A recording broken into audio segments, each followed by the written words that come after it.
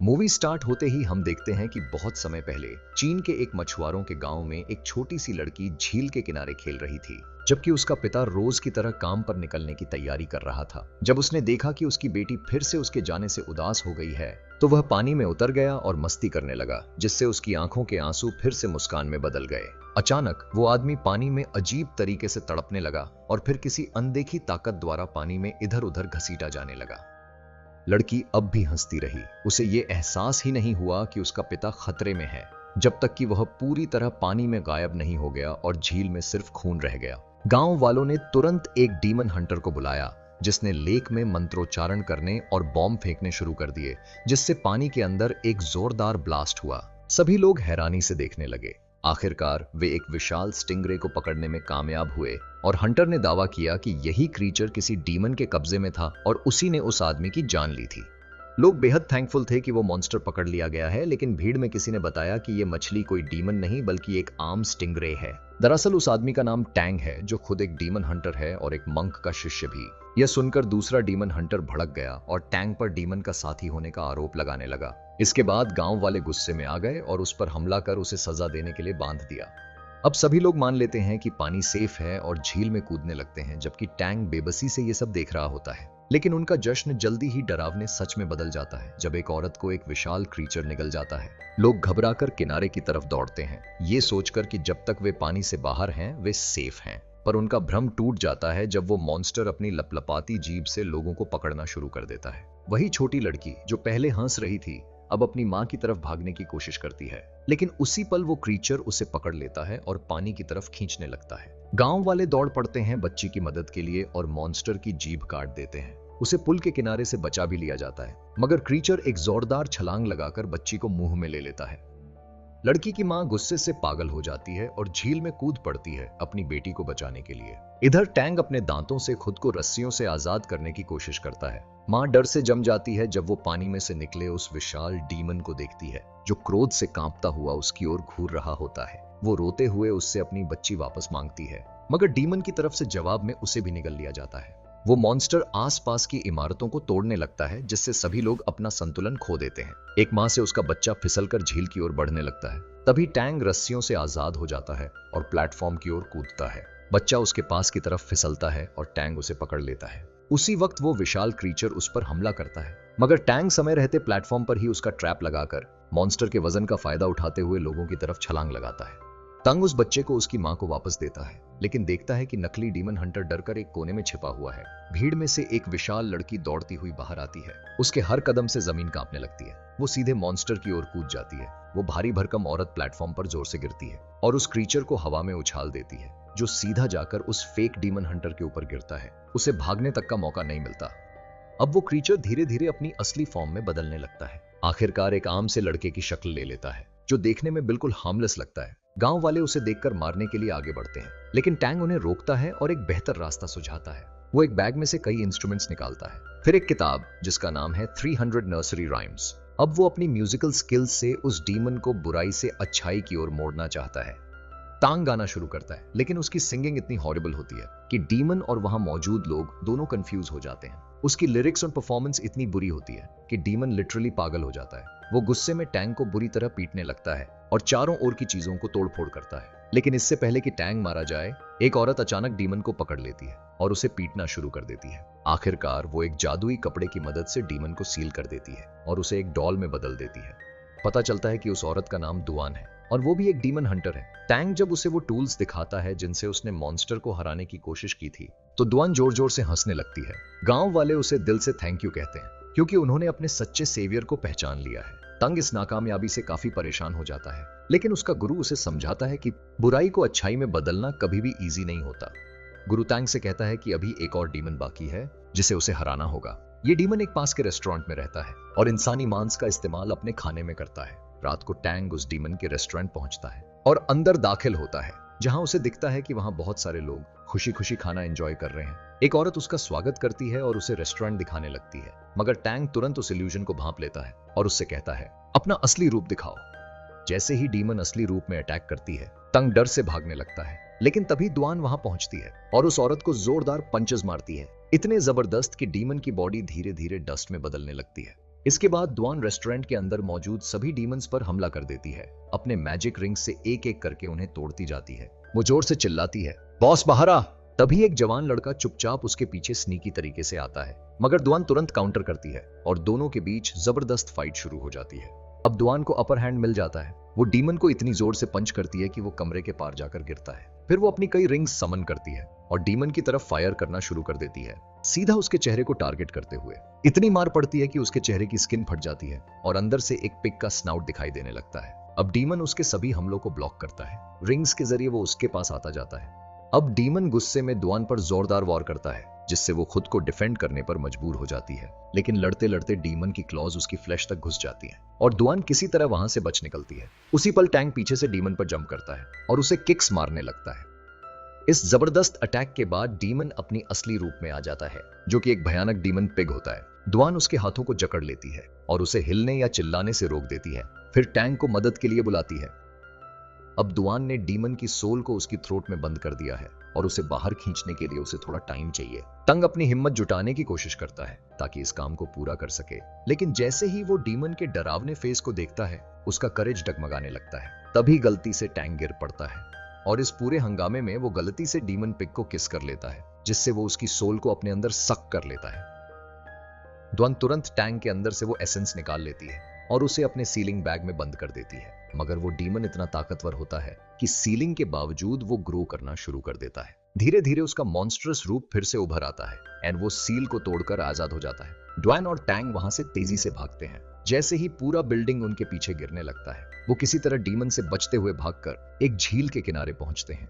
द्वान भागते भागते जमीन पर गिर जाती है। उसके जख्म अब बर्दाश्त के बाहर हैं। वो टैंग के सामने गिरती है और अपने बॉडी के फीमेल एसिड्स पूरी तरह दिखाती है। टांग उस वक्त खुद को बहुत लकी मानता है जब द्वान उससे कहती है, मेरे जख्मों पर प्रेशर डालो, ब्लीडिंग रोकनी है। टांग अपने हाथ से उसकी चोट पर दबाव डालता है और इस प्रोसेस में वो खुद भी थोड़ा ब्लीडिंग कर देता है, मगर उसे कोई फर्क नहीं पड़ता। जैसे ही डुआन अपनी आंखें बंद करती है और किस के लिए झुकती है, टैंग को अचानक याद आता है कि वो एक मंक है। वो तुरंत पीछे हटता है और वहां से भाग जाता है, शायद इसलिए कि वो फ्यूचर में कोई चाइल्ड सपोर्ट नहीं देना चाहता। अगले दिन टैंग अपने गुरु के पास लौटता है और बताता है कि वो फिर से फेल हो गया। गुरु उसे समझाता है कि उस पिग डीमन को हराने के लिए अब उसे डीमंस के राजा के पास जाना होगा, जिसका नाम है वुकोंग। वुकोंग एक बेहद ताकतवर डीमन है जिसे 500 साल पहले गॉड्स ने एक विशाल पहाड़ के नीचे बंद कर दिया था, क्योंकि उसने स्वर्ग में तबाही मचाई थी। रात के समय जब टैंक जंगल से गुजर रहा होता है, तब वो एक ट्रैप में फंस जाता है जो कुछ खतरनाक लोगों ने लगाया होता है। लेकिन जल्द ही पता चलता है कि ये लोग असल में दुआन के आदमी हैं और दुआन अब टैंक को जबरदस्ती मैरी करने का प्लान बना चुकी है, चाहे जैसे भी हो। लेकिन टैंक साफ मना कर देता है, कहते हुए कि वो दुआन से प्यार नहीं कर सकता, क्योंकि एक मंक का कोड यही कहता है कि उसे रोमांटिक फीलिंग्स नहीं रखनी चाहिए किसी भी इंसान के लिए। दुआन गुस्से में आ जाती है और टैंक को एक केज में बंद कर देती है। वो सोच में डूब जाती है कि अब क्या करे। उधर उसकी बहन उसे समझाने की कोशिश करती है कि थोड़ा फेमिनिन बनो और अपनी डांसिंग से टैंक का दिल जीतने की कोशिश करो। लेकिन दुआन की टेरिफाइंग डांस मूव्स देखकर उसकी बहन एक टैलिस्मैन लगा देती है, जिससे वो उसकी बॉडी मूवमेंट्स कंट्रोल कर सके। अब दुआन टैंक को सेड्यूस करने के लिए जाती है, जैसा प्लान किया गया था, मगर चीजें तेजी से बिगड़ जाती हैं जब श्राइन अचानक मैलफंक्शन करने लगता है। इस कारण दुआन तांग को बार बार मारने लगती है। अचानक वो चाम हवा में उड़कर टैंक के ऊपर चिपक जाता है। अब कंट्रोल उल्टा हो जाता है। दुआन कमरे से भाग जाती है, लेकिन उसी वक्त उसकी बहन नाचना शुरू कर देती है। अब टैंक भी उसी तरह डांस करने लगता है, एकदम उसी स्टाइल में, और ये सब देखकर गार्ड्स अंदर रश करते हैं। गार्ड्स टैंक की रिडिकुलस डांस मूव्स को देखकर हैरान रह जाते हैं और फिर उसे पीटना शुरू कर देते हैं। वो तब तक मारते रहते हैं जब तक दुआन की बहन वहां नहीं आ जाती। वो सबको बताती है कि कुछ गड़बड़ है, लेकिन उनका ये ड्रामा तभी खत्म होता है जब डीमन वहां पहुंच जाता है। पूरा ग्रुप पैनिक में एक व्हीकल के नीचे घुस जाता है और जान बचाकर भागने लगता है, मगर डीमन पिग तेजी से उनका पीछा करता है और पूरे ग्रुप पर हमला कर देता है। वो दुआन और उसकी बहन को व्हीकल से धक्का देकर गिरा देता है और फिर जोर से टकराकर पूरी गाड़ी तोड़ देता है। शुक्र है कि इस क्रैश में किसी को चोट नहीं लगती, लेकिन डीमन जल्दी ही उन्हें घेर लेता है। उसका इरादा है कि वो अपने पिछले हार का बदला गिल्ड लीडर से लेगा।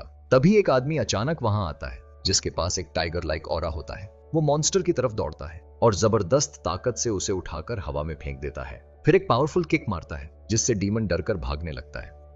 अब सामने आता है कि ये आदमी भी एक डीमन हंटर है और उसके साथ हैं the mighty foot, Prince important और उसके 4 ग्लैमरस नैनीज जो हर वक्त फूल फेंकती रहती हैं। लेकिन उसकी सर्वेंट्स इतनी बेकार हैं कि हर बार ऑर्डर्स का मजाक बना देती हैं।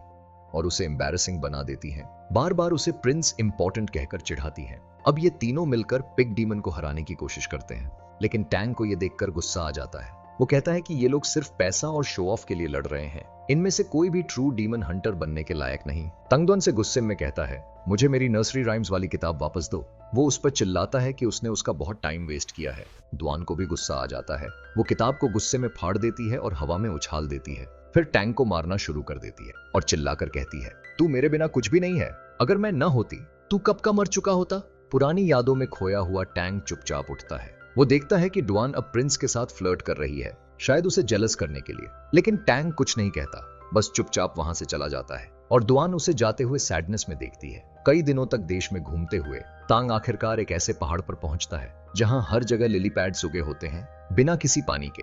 टैंग देखता है कि एक बड़ी सी लिली फ्लावर एक गड्ढे से उग रही है। वो उसमें जंप कर देता है और नीचे पहुंचते ही उसे एक अजीब सा आदमी दिखाई देता है जो उसे जोर से गले लगाता है और बार बार किस करता है। तांग समझ जाता है कि ये आदमी और कोई नहीं बल्कि वही है वुकोंग। तांग उससे मदद मांगता है कि वो पिग डीमन को हराने में मदद करे, लेकिन वुकोंग की दिलचस्पी सिर्फ एक चीज में है, मुझे यहां से बाहर निकालो। वो टैंग को ट्रिक करने की पूरी कोशिश करता है कि वो उसकी सील को हटा दे और कहता है कि उसके पास ऐसा हथियार है जो पिग डीमन को पकड़ सकता है। लेकिन टैंग उसकी पेटी ट्रिक्स में नहीं आता, जिससे वुकोंग फ्रस्ट्रेटेड होकर भागने की कोशिश करता है। मगर तभी उस केव की जड़ों रूट्स से वो डीमन जकड़ लिया जाता है और उसे उसकी नाफरमानी के लिए जोर जोर से व्हिप किया जाता है। तांग को उस पर तरस आता है और वो उसे एक बनाना ऑफर करता है। इस छोटे से जेस्चर से वुकोंग का एटीट्यूड थोड़ा सॉफ्ट हो जाता है एंड अब वो टैंग को बताता है कि पिग डीमन को हराने का तरीका क्या है। वुकोंग बताता है कि पिग डीमन कभी अपनी पत्नी से बहुत प्यार करता था, इसलिए उसे अट्रैक्ट करने के लिए एक ब्यूटीफुल औरत को चांदनी रात में डांस करना होगा। इससे वो डीमन केव की ओर खिंचता चला आएगा और फिर उसे ट्रैप किया जा सकता है। तभी ड्वान अचानक केव में जंप करके आ जाती है। उसने पूरी प्लान सुन ली थी। वो कहती है, मैं उस डीमन के लिए बेट बनूंगी। तांग उसे देखकर गुस्से में कहता है, तुम यहां से जाओ। लेकिन वुकोंग फ्लर्ट करते हुए द्वान को डांस सिखाना शुरू कर देता है। अब यह बिल्कुल क्लियर हो जाता है कि टैंग सच में द्वान से प्यार करता है, क्योंकि वुकोंग और उसके बीच की क्लोजनेस देखकर उसे बहुत डिस्कम्फर्ट होता है। रात को द्वान चांदनी के नीचे डांस करती है, जबकि टैंग उसके लिए म्यूजिक बजा रहा होता है। वो उसे देखता है और हर एक मूव के साथ उसके प्यार में और गहराई से डूबता जाता है। तभी एक जोरदार रोर सुनाई देती है। पिग डीमन आ चुका है। वुकोंग केव से ही उससे बात करने लगता है, जिससे डीमन नीचे झांकता है और एकदम से केव की छत के अंदर खींच लिया जाता है, जहां गॉड्स की सीलिंग पहले से तैयार थी। द्वान डीमन को एक गुड़िया डॉल में बदल देती है और उसे टैंग को सौंप देती है, जिससे अब वो उस डीमन के चेहरे को कंट्रोल कर सकता है। इसके बाद द्वान तांग को एक रिंग पहनाती है और कहती है, ये परमानेंट है, मैं तुमसे शादी करने वाली हूँ। लेकिन टैंग बहुत ज्यादा अपसेट हो जाता है और वो इतना गुस्से में होता है कि अपनी उंगली काटने को तैयार हो जाता है ताकि वो उस रिलेशनशिप से बच सके। ये देखकर द्वान खुद ही वो रिंग उतार देती है और नर्सरी राइम की किताब, जिसे उसने फिर से जोड़ लिया था, वापस देने की कोशिश करती है। मगर टैंग गुस्से में किताब लेने से इनकार कर देता है। द्वानथंग की आंखों में उसका सच्चा इरादा देखकर चुपचाप रोती हुई वहां से चली जाती है। वो वादा करती है कि अब आगे से वो कभी उसके पीछे नहीं आएगी। टैंग उस केव से बाहर निकलता है और चांद की ओर देखते हुए अकेलेपन में डूब जाता है, अपने सच्चे इमोशंस के दर्द में टूटता हुआ। उसी वक्त उसे पीछे से वुकोंग की आवाज आती है। वो उससे एक फेवर मांगता है कि उस लिली फ्लावर को काट दे जो केव के एंट्रेंस को ब्लॉक कर रहा है, क्योंकि अब वो भी चांद की रोशनी देखना चाहता है। टैंग जैसे ही उस लिली फ्लावर को काटता है, उसे कुछ गलत महसूस होता है। अचानक सारी लिलीज में आग लग जाती है। वुकोंग अंदर केव में जोर जोर से मनायकल लाफ करता है और फिर एक आग के गोले के साथ बाहर निकलता है, जो सीधा टैंग के सामने आकर गिरता है।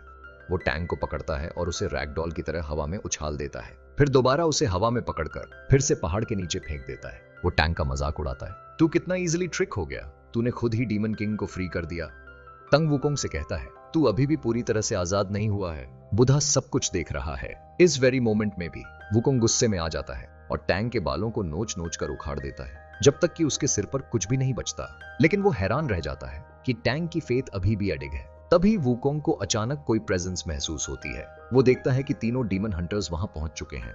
Fist of the north star नाम का हंटर डीमन किंग पर हमला करने के लिए तैयार होता है, मगर वुकोंग तेजी से आगे बढ़ता है और सीधा हंटर की गर्दन पर काट लेता है, उसे मौके पर ही मार देता है। अब माइटी फुट एकदम रेज में आ जाता है और ट्रांसफॉर्म होकर उसकी टांग स्कूल बस जितनी बड़ी हो जाती है। वो उस टांग से वुकोंग को जोरदार किक मारता है और उसे हवा में उड़ा देता है। फिर वो ओल्ड मैन हवा में कूदता है और वुकोंग को अपने मैसिव पैर से स्टॉम्प करता है, लेकिन मंकी किंग सीधे उसके पैर को चीर देता है और उसे ऊपर उछालकर प्रिंस के ऊपर फेंक देता है।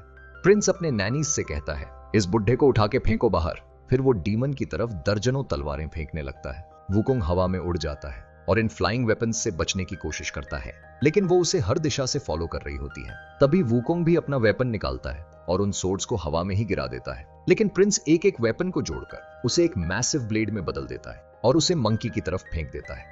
प्रिंस का हमला इतना पावरफुल होता है कि वो डीमन की स्टाफ को तोड़ना शुरू कर देता है, लेकिन जैसे ही वो ब्लेड वुकोंग से टकराता है, वो चकनाचूर हो जाता है, टुकड़ों में बिखर जाता है। अब वुकोंग गुस्से से भर जाता है और इतनी जबरदस्त शॉकवेव छोड़ता है कि सारे डीमन हंटर्स डस्ट में बदल जाते हैं। अब उसकी नजर टैंग पर जाती है, लेकिन उसी समय द्वान सामने आकर टांग को बचाने के लिए खुद लड़ने लगती है। हालांकि टैंग ने उससे कितना कुछ गलत कहा था, फिर भी द्वान अपनी मैजिक रिंग्स से वुकोंग पर हमला करती है, लेकिन जैसे ही वो रिंग्स डीमन को छूती हैं, वो सभी टुकड़े टुकड़े हो जाती हैं। फिर भी वो बिना डरे उसकी तरफ दौड़ती है, मगर वुकोंग उसे एक जोरदार स्ट्राइक मारता है जो सीधा उसके सिर पर लगता है और वो हवा में पीछे जा गिरती है। तंग भागकर उसके पास आता है। तभी द्वान बहुत धीरे से उससे पूछती है, क्या तुमने कभी मुझसे सच्चा प्यार किया था?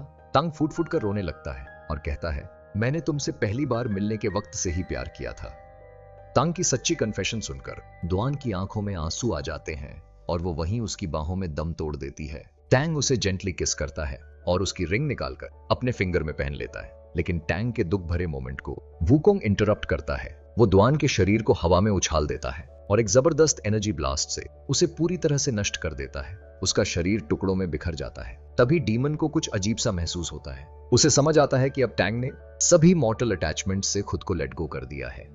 अब टैंग वो नर्सरी राइम की किताब खोलता है जिसे द्वान ने फिर से जोड़ा था और उसमें लिखे शब्दों का चांटिंग शुरू करता है। तभी आसमान में एक विशाल बुद्धा प्रकट होता है जो पूरी पृथ्वी को निहार रहा होता है। वो विशाल स्टैचू अपना हथेली फैलाता है और धीरे धीरे पृथ्वी की ओर बढ़ने लगता है। उसकी हथेली में से तेज रोशनी और फायर निकलता है।